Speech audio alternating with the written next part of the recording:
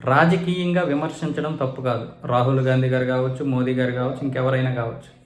విమర్శించుకోవచ్చు. కానీ తప్పు తన తప్పు తెలుసుకొని ఇతరులని విమర్శించాలి. గత 50-60 సంవత్సరాలుగా దేశాన్ని పూర్తిగా భ్రష్టు పట్టించింది ఎవరు?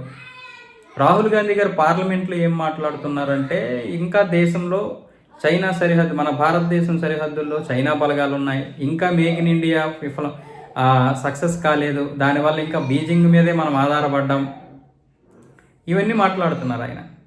కరెక్టే. కానీ గత 60 సంవత్సరాలుగా ఏం చేశారు? మీ తాతగారు నెహ్రూ గారు పూర్తిగా చైనాకి దాదాపు 50,000 చదరపు కిలోమీటర్ల విలువైనట్టు భూభాగాన్ని ఇచ్చేశారు. అది కనీసం పచ్చిగడ్డి కూడా మొలవదు, అది ఎందుకని అన్నారు ఆయన. దాని గురించి కూడా ఆ రోజు సర్దార్ వల్లభాయ్ పటేల్ గారు చాలా తీవ్రమైనటువంటి ఆక్షేపణ చేసినా పట్టించుకోలేదు. అటు పిఓకేని ఇచ్చేశారు కాశ్మీర్ని. ఇప్పటికీ ఆ తంటాల్లో ఇంకా పడుతున్నాం. కాశ్మీర్ కూడా 370 రద్దు లేకుండా 370 అమలుతో ఇప్పుడు ఉన్నటువంటి కాశ్మీర్ ఏదైతే ఉందో ఆ కాశ్మీర్ని మొత్తం ఒక పాకిస్తాన్ని చేశారు. ఉగ్రవాదుల్ని దేశంలోకి చొరబడే విధంగా చేశారు. మేక్ ఇన్ ఇండియా గత 60 సంవత్సరాలుగా మీరు చేసినటువంటి మేక్ ఇన్ ఇండియా ఏది?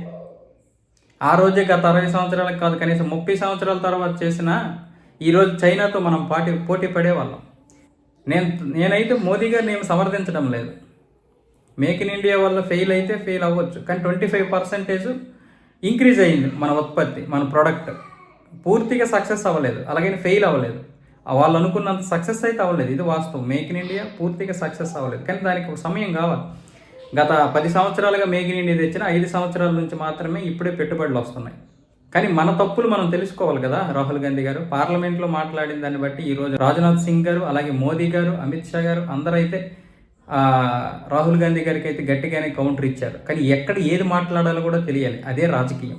భారతదేశం బయటికి వెళ్తే మన దేశం గురించి మాట్లాడేటప్పుడు మన దేశం గురించి గొప్పగా మాట్లాడాలి, రాజకీయాలు మాట్లాడకూడదు. మన దేశంలో ఉంటే మీరు రాజకీయాలు మాట్లాడండి. సరిహద్దుల విషయానికి వచ్చేసరికి అందరూ ఒక మాటే ఉండాలి, అది రాజకీయం అంటే.